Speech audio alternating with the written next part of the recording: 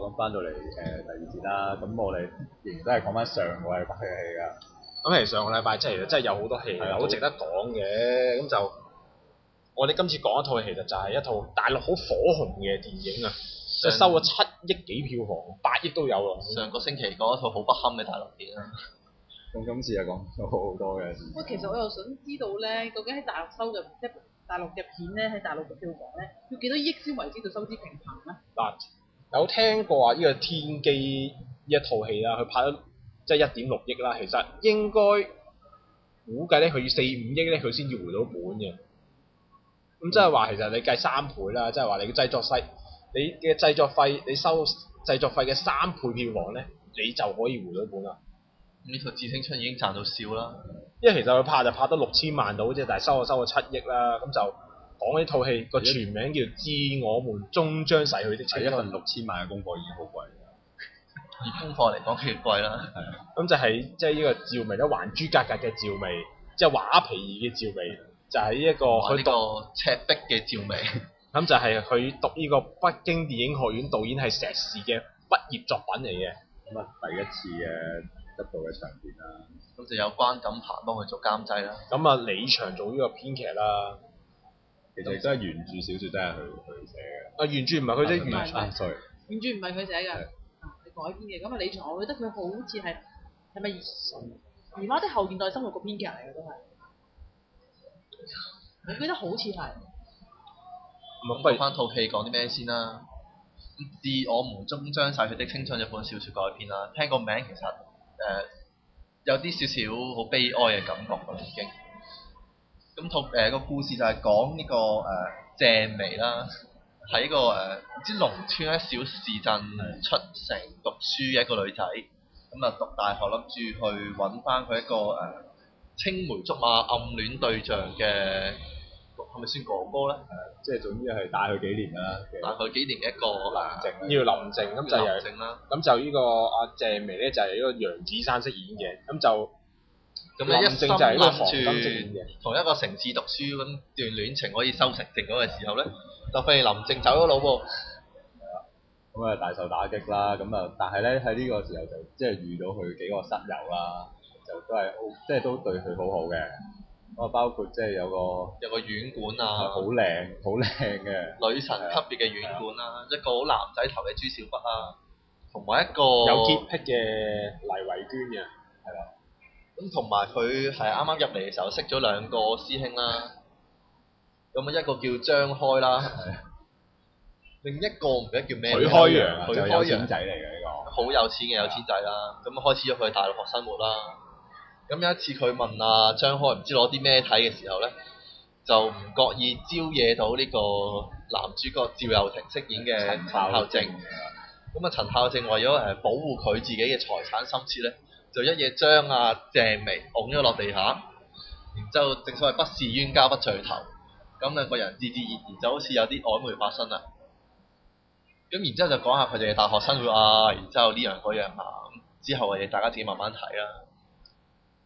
咁其實我覺得前半段啦，呢套戲前半段就主要集中喺即係呢啲詐主角嘅做大學生活啦。咁其實我覺得阿導演喺呢方面都拍得幾好啊，我覺得即係都表現得出即係呢啲人喺大學嘅各自嘅生活啦，同埋都好有嗰種青春嘅感覺。其實我覺得前半段其實我覺得拍得好好，因為佢每個角色佢都有交代一個咩人，其實有啲角色甚至乎戲份好少。幾個對白幾個 shot 已經知道，哦，原來呢個角色就係一個咁嘅人嚟嘅。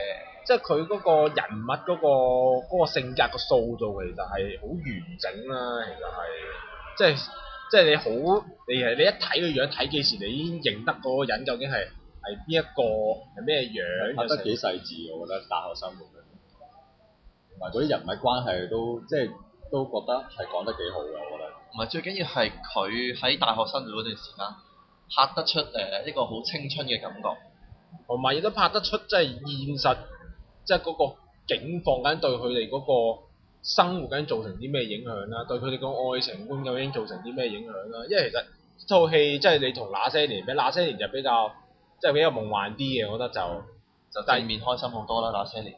咁但係呢一套咧，其實就即係會比較平實啦，比較現實啦，比較其實我有冇比較殘酷一啲嘅？我覺得即係好似我開頭所講啦，致我們終將逝去的青春，其實都係一個好哀愁、好悲哀嘅一個古仔嚟嘅。因為將一種即係好現實嘅嘢，即係好殘酷咁樣展現出嚟咧，有少少。開頭將一個好夢幻嘅大學生活，咁去到當呢班年青人讀完大學投身社會啦，咁又會係一個咩嘅世界、咩嘅光景咧？即係其實佢哋即係佢講到佢哋投身社會之後，其實應該有大概1/3嘅篇幅嘅。其實我自己覺得就長咗啲嘅，因為其實我覺得其實後段其實佢個意思係乜嘢咧？其實就係襯托翻同佢喺大學嘅生活時間相比，其實就現實嘅生活其實就係代表佢以前喺大學裏面一啲嘅憧憬、一啲嘅夢想，其實就係慢慢咁去逝去嘅。其實佢哋想交代呢樣嘢，我覺得就即係佢好想做到呢樣嘢，咁但係個技法就可能即係都係又亂咗少少啦，咁就因為其實套戲咧一半一半啦，一半係講佢哋嘅大學生涯啦，一半就係講投身社會之後嘅事。咁中間佢個轉折其實做得非常之差嘅，因為完咗大學之後咧，佢就嚟一段叫過場嘅片段啦，咁啊影住啲風景啊。咁一影啲風景咧，全部都係現代化感極強嘅建築物，完全係唔知點解，點解一跳到咁多年後嘅好似。不過其實係咪原著小説其實都可能係咁樣分開做2段唔同時期嘅故仔咧？同你睇小説單單幾隻字，可能幾多年後，或者佢哋投身社會之後幾多年，你係睇得出個分別喺邊？但係電影，我睇成大半套戲都係講你大學生涯，一跳你講都唔講就跳咗呢班人出咗嚟社會做嘢好多年，可能都20到問或者甚至3字頭啦。你講翻佢哋嘅生活，一開始其實好難投入到，原來佢哋出嚟做嘢咁多年㗎啦，佢哋而家原來咁樣㗎啦。會唔會係即係可能之前拍得太精彩咧，跟住突然間去到另一個時期，即係你會對於即係成個感覺有啲落差咧，應該好大落差。佢中間你要有少少過場，可能平靜翻。佢中間一嚟已經係一個大城市嘅現代感強嘅大城市景，咁嗰段過場其實都唔係好長嘅，你都未可以將前面啲嘢平復到嘅時候，你已經一接就接到話佢哋出嚟做嘢好多年㗎啦，而家個個都專業人士，好成功嘅事業有成。呢樣嗰樣啦咁樣，然之後就開始噏話佢哋交代佢哋而家呢個係咁樣，嗰個咁樣，嗰個又咁樣，然之後有啲走咗佬嘅又翻返嚟啊！你係好難一下子完全適應到個節奏，一變就變成咁樣。咁我又覺得其實又即係可能突然間一下可能唔係好適應，其實之後其實都適應到嘅其實。因為之後當你睇到都唔係都冇打算完嘅喎，你都慢慢個人開始都接受到佢開始變咗係講翻大個嘅生活啦，咁啊青春真係逝去咗啦。但我又覺得佢有啲位拍得反而係太過 detail，即係可能係有啲拖住咗嚟做，我覺得後面。因為其實後段其實佢係好刻意交代，即係我哋睇到每一個角色。即係究竟之後會發生緊啲咩事，究竟係點樣？其實佢逐個人物去交代翻嘅。咁變咗其實所用嘅時間其實係幾長嘅，其實係。部片區1分鐘。同埋有啲位係其實真係唔好睇，即係鄭妮同埋李靜嘅瓜葛啊，林靜同埋林靜嘅瓜葛啊。點解會咁樣咧？因為其實成套戲咧，其實主要個主線其實就係擺咗喺阿楊子珊同埋阿趙又廷嗰2個角色身上嘅。因為其實對於林靜嘅描述其實就唔係咁多嘅。其實可以唔使拍咁多啊，甚至乎林靜成個角色你抽起佢都冇所謂，因為反正你前面都冇林靜喺度㗎啦，你再交代翻佢呢個人係突然間你講多一個新人物出現一樣喎。同埋即係本身林靜嗰個角色咧，即係去到後段其實都唔係咁討好咧，所以觀眾可能有個感覺就係你快死開啦。因為冇咗林靜個角色係咪唔得咧？唔係喎，一樣都通順喎，仲順暢好多喎。因為佢可能即係做林靜呢個角色就叫韓庚啦，咁內地都係好名氣嘅，好有名氣嘅一位偶像啦。咁你揾咗佢翻嚟，可能你唔俾啲氣氛佢又唔得嘅。咁但係如果佢以偶像嘅話，佢就真係做到唔係好偶像，即係林靜嗰個因為角色成套戲都洗盡鉛華晒，因為你睇翻真實嘅韓庚同埋套戲入邊嘅韓庚，你可以話兩個人嚟嘅。咁相反就係趙又廷嗰個角色其實都，哇！即係一睇已經知道佢係趙又廷。同埋趙又廷戲入邊個表現都一般咯，我覺得。我反而覺得比起其他可能，因為佢個角色係零零舍舍個性格比較特別嘅。其實我覺得女角就即係阿楊子珊做得幾好，其實我覺得，因為佢表現到兩個層次，即係大學時候佢嘅係點樣，同埋即係出咗嚟社會之後嗰個樣貌又唔同。出嚟社會之後個轉變唔夠大，佢造型上面造型上唔夠大，但係其實個性格描述係佢要夠得做其實做得幾好，但係反而覺得趙薇可能第一次做導演啦，始終咁好多 detail 位比較粗疏。咁同埋即係佢有，即係你講楊子珊其實有一幕咧，即係講佢喊嗰，即係講痛哭嗰段咧，即係邊一段我唔講啦。其實我覺得就有啲 over 咗少少嘅，其實係。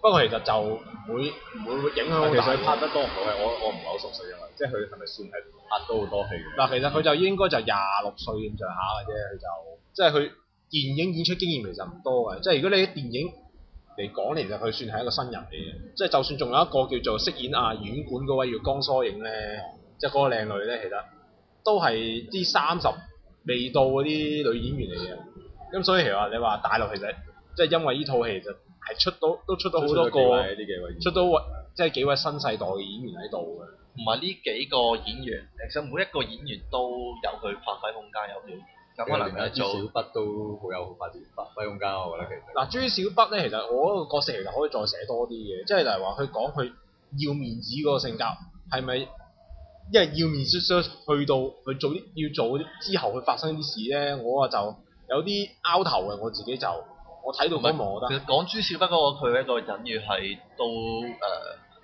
啲人成功咗啦，咁佢成長嘅經歷。佢原來佢唔一定承認喎，佢可以否認喎。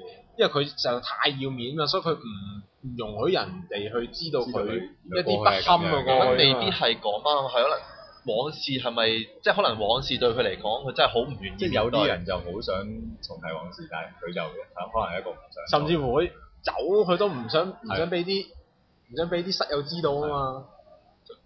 其實成套戲去到後面個氣氛好唔同。真係好前面就好開心咯，好哀愁味道好重。其實前面都唔係好開心啊！我一路睇落去都唔係，即係講佢哋即係一啲因為一啲處事方面嘅衝突咧，其實都有啲揞住㗎啦。但係去到後段，我覺得嗰種遺憾其實個衝擊都幾大嘅，其實都咁啊！即係之前喺呢個中國合夥人陳可辛有識用。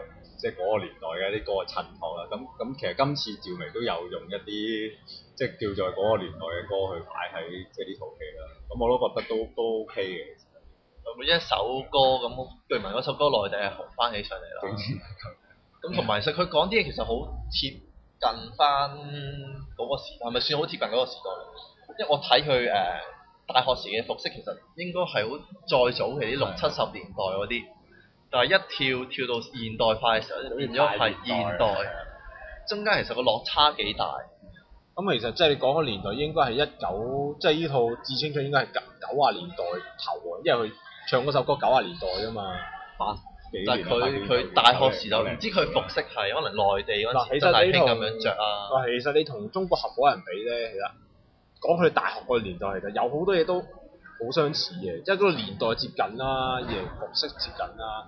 3嚟其實佢哋即係嗰個人生觀其實都好接近嘅，即係可以，因為其實佢哋喺嗰個社會裏面咧競爭好大嘅，即係有都係要出國。有啲人又覺得只要逃離咗呢個國家會好啲啦，即係有人覺得逃離咗個國家好啲啦，同埋佢哋即係會為咗佢哋嘅前途啊，可能犧牲咗好多，即係一啲好美好嘅事情，犧牲友情啊、愛情啊，其實兩套戲都有提及到嘅。都係反映到即係可能中國嘅一啲學生嘅即係當時嘅想法啦。咁相比之下，其實我就中意《致青春》多啲嘅，即係佢嗰個張力會強好多嘅。其實就即係入邊有啲對白佢描寫得好好，即係自由亭個角色翻嚟好成功啦，叫衣錦還鄉啦。當有人問佢你對於你今日嘅成功個睇法係點，原來反而當時佢大學想要嘅嘢佢得到，而家佢得到咗啦，佢唔開心啦。其實唔開心呢啲都好現呢實啲係嘅一種好哀愁、好悲哀。咁其實即係中國合夥人其實都有提及到呢樣嘢嘅，即係講到三個人啦，名成利就其實又失去咗啲嘢啦。咁其實都好反映到即係內地一啲嘅問題啦。其實都好講人生觀嘅，就係、我哋可能好細個讀緊書，自己覺得自己要出人頭地又好，外界俾我哋期望要出人頭地都好。咁到我哋係咪真係做到出人頭地嘅時候會開心呢？咁係咪真係不擇手段都要做到嗰個目的呢？好值得我哋深思。其實即係頭先講嗰兩套戲，即係一套《致青春》啦，一套就係中國合夥人。其實喺內地其實都收得嘅，中國合夥人收到5億嘅，其實收到5億人民幣嘅，即係其實都致青春收7億添。咁其實即係反映到其實內地都即係對於呢一類即係比較貼近現實嘅題材，其實都幾受落嘅，其實都即係同埋好過去做特工啊！即係其實都可以，即係香港啲電影人都去反省一下啦。即係咁陳可辛拍嘅，香港比較輸就係香港拍唔到呢啲類型嘅戲。即係首先我哋第一，冇可能相信佢哋一個學生妹、學生哥。即係首先就係你演員嗰方面，其實即係你睇呢套《致青春》，其實所有演員全部30歲之內嘅，其實最大嗰個28歲嘅都係。即係你香港，你點樣揾一個呢個年齡層嘅演員？呢一個年齡層嘅演員去拍到咁嘅嘢出嚟？當你真係揾到班演員，佢哋又孭唔到票房嘅，咁到時你又開唔成戲，有冇人夠膽投資？即係其實當你真係周圍嘅地方，例如話你大陸有《致青春》啦，南韓有呢一個《陽光姊妹淘》啦，即係台灣有《那些年》啦，陽光翡翠。你去到台灣，甚至乎你去到泰國都有啲描寫大學生活嘅片嘅。日本更加多，咁其實香港點解會拍唔到咧？嚟緊有一套嘅，不過遲啲講翻。香港因為始終，就算你而家叫鄧紫棋扮一個大學生，你信唔信咯？即係一嚟係冇人扮到呢樣嘢，二嚟就係即係香港嗰個曾經都有嘅，彭浩翔拍過 AV， 即係仲有即係如果你講之前一套。烈日當空啦，佢講到幾廿年前嘅同黨啦，但係其實你呢啲唔係正常，即係都唔係好正常嘅生活嚟啊嘛。好青春、好陽光嘅嘢，即係一香港係拍般嘅唔到。電影人佢冇興趣會去探究呢個即係青少年中大學生嘅生活嗰個睇法係點樣咯？即係佢覺唔覺得個特別嘅題材？即係反而話大學生拍 AV，哇呢個係一個題材。啊大學生走去嗨嘢或者走去跳舞啊，呢個係一個題材。即係但係正常啲佢哋就覺得。你就算之後有套狂舞派，其實都係講大學生跳舞嘅題材，但係唔係個個都跳舞噶嘛。佢只不過係同埋佢講大學生覺得好片面咗跳舞嗰方面。係啦。咁就即係其實點解會即係咁大嘅失落咧？即係當我哋睇那些年好懷念，即係我哋中學嘅時光嗰個時候，我哋會做好多嘢，好懷念我哋中學嗰陣做啲咩？點解冇人會發掘呢個題材去拍呢啲嘢咧？唔係，畢竟香港嘅電影製作者都比較多係30-40歲或者40-50歲呢啲年齡層嘅時候，的確比較難拍翻呢啲戲。咁就係即係呢樣嘢，即係我覺得係即係值得反省啦。即係都係其實我哋係咪唔需要呢樣嘢？我覺得又唔係嘅。外國更加需要，即係你講到大陸其實呢一類題材其實已經反映到其實喂有受落嘅喎，有市場嘅喎。但係我哋係完全拍唔到呢樣嘢嘅，咁我哋點樣去即係攻入大陸市場咧？即係呢樣嘢，即係我哋即係香港電影人。可能就算我哋自己拍翻自己嘅題材，都冇得話攻過邊個市場，我哋就我知我哋先可以共鳴嘅啫嘛。我哋經歷過嗰啲嘅嘢，係嘛？即係你冇理由叫其他地區嘅人感受翻我哋轉頭噶嘛。變咗係我哋而家要喺其他地區嘅青春片上面揾翻共鳴，都幾可悲。咁啊，希望即係未來會有所改善。咁同埋呢套戲咧，就香港就唔係好收得嘅，其實即係對我睇到啲票房咧，咁其實就即係我希望即係香港啲觀眾都唔好話因為一套大陸電影啊好土味啊，其實值得睇喎。就睇呢啲電影咯。咁其實即係講翻香港觀眾，其實唔單止對大陸電影係不感興趣，其實主要嚟講亞洲地區其他語言嘅片種佢一般嚟講，佢哋都冇乜興趣。香港嘅市場就係荷里活為主咯，仍然都係。咁講到呢度差唔多啦，轉頭翻嚟睇下講套咩戲啊？翻嚟睇下講套咩戲啊？翻嚟睇下講套咩戲啊？翻嚟睇下講套咩戲啊？翻嚟睇下講套咩戲啊？